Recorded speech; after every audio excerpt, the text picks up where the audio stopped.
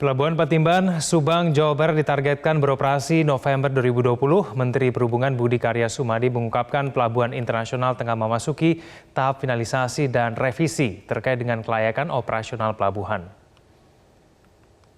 November, nanti paket keduanya ditargetkan.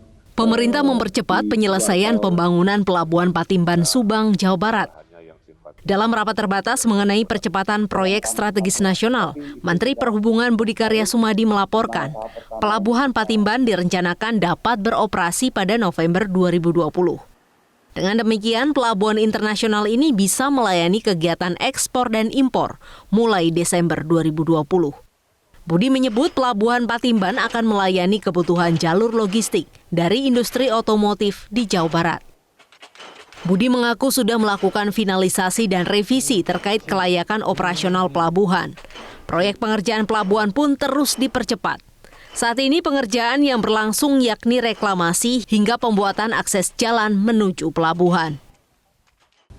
Tahap pertama reklamasi dan paket kedua adalah breakwater.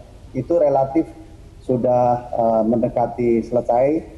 Kalau reklamasi ya 80%, juga begitu breakwater.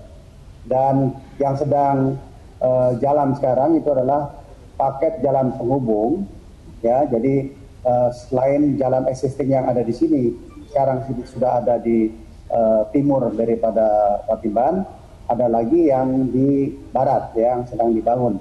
Di bulan November, Menteri Koordinator Bidang Perekonomian Airlangga Hartarto menjelaskan kapasitas Pelabuhan Patimban saat pembukaan pada November nanti bisa menampung 7,5 juta teus peti kemas. Namun jika sudah dibangun secara menyeluruh pada 2023, kapasitasnya bisa mencapai lebih dari 14 juta teus. Airlangga menjelaskan produksi otomotif di Indonesia diperkirakan bisa meningkat hingga 2 juta unit per tahun di tahun 2025. Pemerintah optimistis sekitar 30% hingga 40% dari produksi bisa didorong untuk ekspor.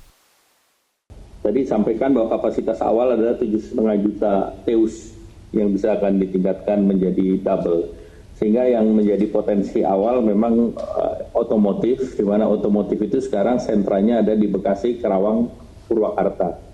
Dan ekspor itu targetnya kan kita akan tingkatkan terus terkait dengan ekspor tersebut.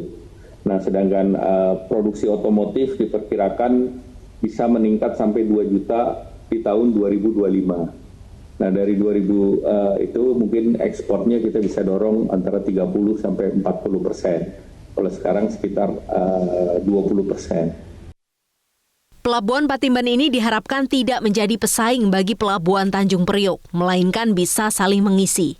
Nantinya industri yang berada di kawasan Bekasi Timur dan Karawang bisa melalui Pelabuhan Patimban, sedangkan untuk industri yang berada di Bekasi Barat dan Tangerang tetap melalui Pelabuhan Tanjung Priok.